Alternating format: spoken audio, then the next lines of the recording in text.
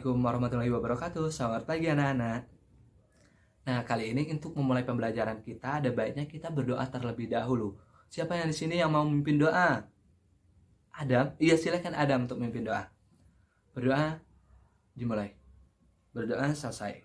Nah, kali ini izinkan Bapak untuk mengabsen terlebih dahulu ya. Adam, masuk. Budi, masuk. Siti, masuk. Zebani, masuk. Alhamdulillah semuanya masuk. Nah, kali ini kita akan mempelajari ilmu pengetahuan alam tentang mengenal bentuk benda padat dan benda cair menggunakan objek di sekitar kita. Nah, di sini siapa yang tahu contoh benda cair? Ya, Zepani. Ya, air, benar banget. Nah, contoh benda padat? Siti? Iya, benar banget, batu. Nah, itu tadi contoh benda padat dan benda cair. Contoh benda padat itu seperti batu, kata Siti tadi benar. Nah, kata Zepani contoh benda cair itu seperti air. Nah, di sini ada yang tahu pengertian benda padat itu seperti apa? Benar kata Zepani. Benda padat, benda yang bersifat padat dan bentuknya tidak bisa menyerupai wadahnya.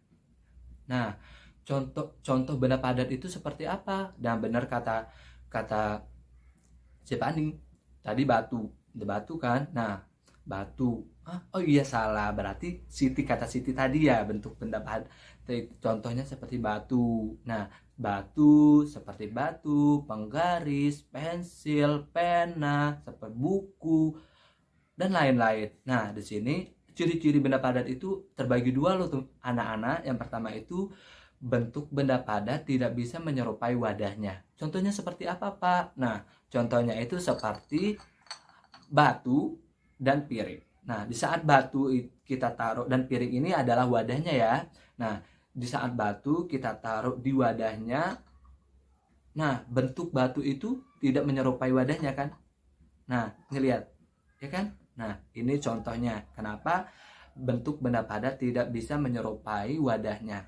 Nah, yang kedua itu benda padat bisa diubah bentuknya sesuai dengan keinginan kita. Kok bisa gitu, Pak? Iya, benar. Contohnya itu seperti pensil. Pensil kita potong menjadi dua, yaitu menjadi dua ya. Kita potong udah menjadi dua, kecil dan kecil. Nah, di saat kita ingin menyatukan, tidak bisa, berarti kecil. Dan tidak bisa bentuk semula yang sempurna seperti ini. Nah, contoh yang ketiga, ada yang tahu memberi contoh yang ketiga bentuk benda padat bisa diubah sesuai dengan keinginan kita? Iya, bener banget, patung kata Cipani. Nah, patung kuda contohnya. Nah, patung kuda itu berasal dibuat dari batu. Nah, itu olahan ukiran dari manusia. Nah, di saat kita ingin mengubah batu menjadi patung kuda, kita perlu karya yang kreatif untuk bisa membentuk kuda tersebut. Nah, di saat kita ingin mengubah kuda itu berubah jadi batu, itu tidak bisa lagi, tidak bisa merubah ke bentuk semula tadi. Nah, itu jadi contoh-contoh bentuk benda padat, ciri-ciri dan contoh dan pengertian dari benda padat. Nah, apakah semua itu sudah paham bentuk contoh, bentuk, dan ciri-ciri benda padat? Nah, alhamdulillah paham. Selanjutnya kita akan membahas tentang bentuk dan benda cair. Bentuk, benda, dan benda cair. Nah, benda cair itu seperti apa? Nah, benda cair itu contohnya kata Jepani tadi, air. Nah, air contohnya. Nah, pengertian benda cair itu seperti apa, Pak? Nah, pengertian benda cair adalah benda yang bersifat cair dan bentuknya bisa menyerupai wadahnya. Nah, di sini contohnya tadi seperti air, minyak, sampo, dan susu.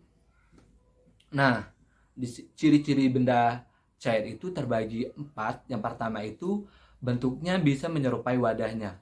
Kok gitu, Pak? Contohnya seperti apa? Nah, contohnya itu seperti ini, Bapak punya 2. Yang pertama itu botol yang berisi air dan gelas yang kosong. Nah, kita taruh air itu ke gelas tersebut.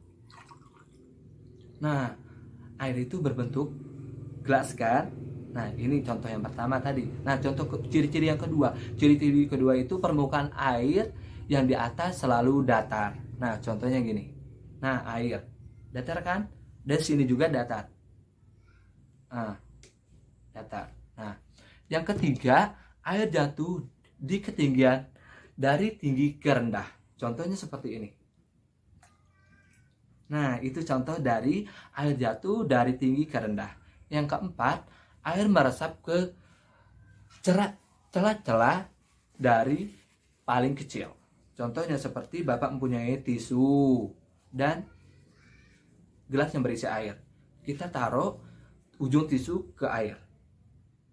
Air tersebut meresap ke celah-celah terkecil yang ada di tisu. Di saat kita lama-lama, air tersebut terus mengangkat sampai habis itu tersebut. Ini contoh yang keempat.